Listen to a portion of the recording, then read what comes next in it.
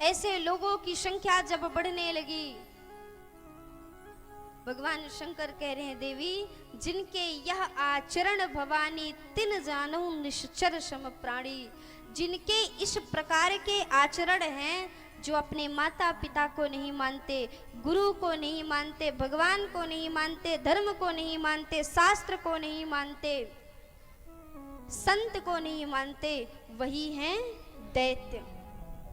क्योंकि जो त्रेता युग में और द्वापर युग में दैत्य होते थे तो उनकी पहचान होती थी, विशालकाय शरीर रहेगा, काला शरीर रहेगा, सींग रहेंगी। लेकिन इस कलयुग में क्या पहचान है? क्योंकि इस कलयुग में तो सभी एक ही जैसे दिखते हैं, तो कलयुग में कैसे पहचानेंगे कि कौन दैत्य है? मां नहीं, मां तो पिता नहीं देवा। जो माता पिता को नहीं मानते, कहते हैं कि हम भगवान को मानते ही नहीं, भगवान होते ही नहीं। जिनके यह आचरण भवानी तीन जानहु निश्चर सम प्राणी, जिनके इस प्रकार के आचरण हैं, वही है दैत्य। कई लोग इस प्रकार के तर्क वितर्क करते हैं कि भगवान होते ही नहीं है।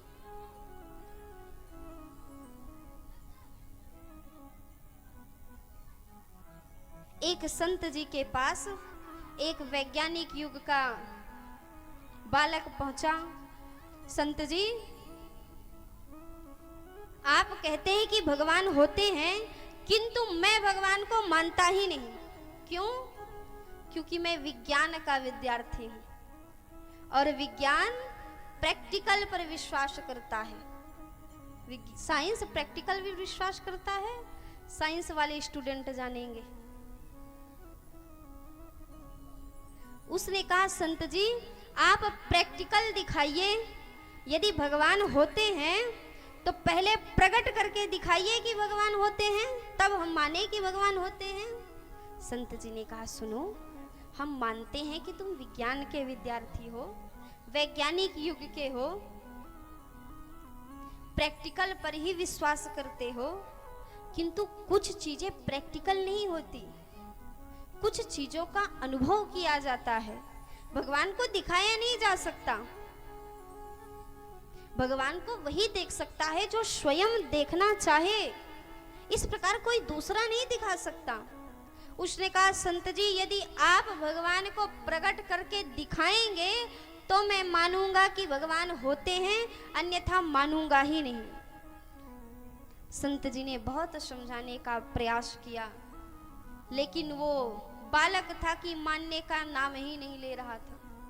संत जी को बड़ा जोर का क्रोध आया। संत जी ने एक झापड़ लगाया। उसने कहा, संत जी आपने मुझे मारा? संत जी ने कहा, मार दिया तो क्या हो गया?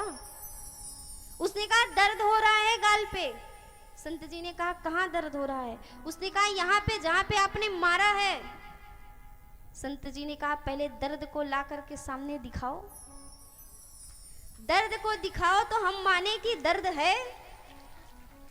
उसने कहा कि क्या दर्द भी कोई दिखाने की चीज है? संत जी ने कहा, तो क्या भगवान कोई दिखाने की चीज है?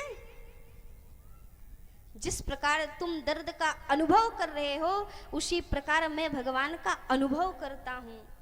तुमने झापड़ खाया तो तुम्हें दर्द का अनुभव हुआ, यदि मुझे दर्द का अनुभव करना है तो मुझे भी झापड़ खाना होगा।